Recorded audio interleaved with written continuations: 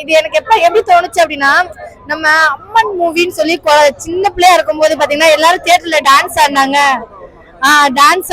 இது பண்ணாங்க அப்படிங்கிற மாதிரி ஒரு ஃபீல் இருக்குல்ல. அதை விட பயங்கர ஒரு ஃபீல் வந்து இது கொடுத்துருக்கு. அப்படி ஒரு கேரக்டர், இவ்வளவு ஒரு இது எனக்கு செம்ம ஃபீல். விஸ்வலாமும் எனக்கு விஎஃப்எக்ஸா இருக்கட்டும், அனிமேஷனா இருக்கட்டும், எல்லாமே அப்படி ஒரு பக்காவா இருக்கு. அவங்க அந்த கொடுத்த சவுண்ட் எஃபெக்ட் இன்னும் காதுல ஒழிச்சுக்கிட்டே இருக்கு. அவங்க என்ன சவுண்ட் கொடுத்தாங்க, என்ன மாதிரி பேசினாங்கன்னு கூட தெரியல. ஆனா அதுல இருந்து என்னால வெளியே வர முடியல. கிட்டத்தட்ட ஒரு 1/2 hour, இப்ப ஒரு 10 நிமிஷத்துக்கு மேலே இருக்கும் அந்த படம் விட்டு. ஆனா எனக்கு இன்னும் அந்த விசுவல் ஓடிக்கிட்டே இருக்கு. செம்ம பூஸ் பம்ப்ஸ், செம்ம ஒரு இது. அந்த எஃபெக்ட்ல இருந்து வெளியே வரவே முடியல. அந்த எஃபெக்ட்குள்ளே இங்க உள்ள வச்சுட்டு எனக்கு அந்த ஓப்ளஸ்ல கையெல்லாம் பாத்தீங்கன்னா உங்களுக்கே தெரியும். எனக்கு செம்ம ஒரு இது, செம்ம ஃபீல். எனக்கு படத்தை பத்தி எந்த ஒரு குறையுமே சொல்ல விரும்பல.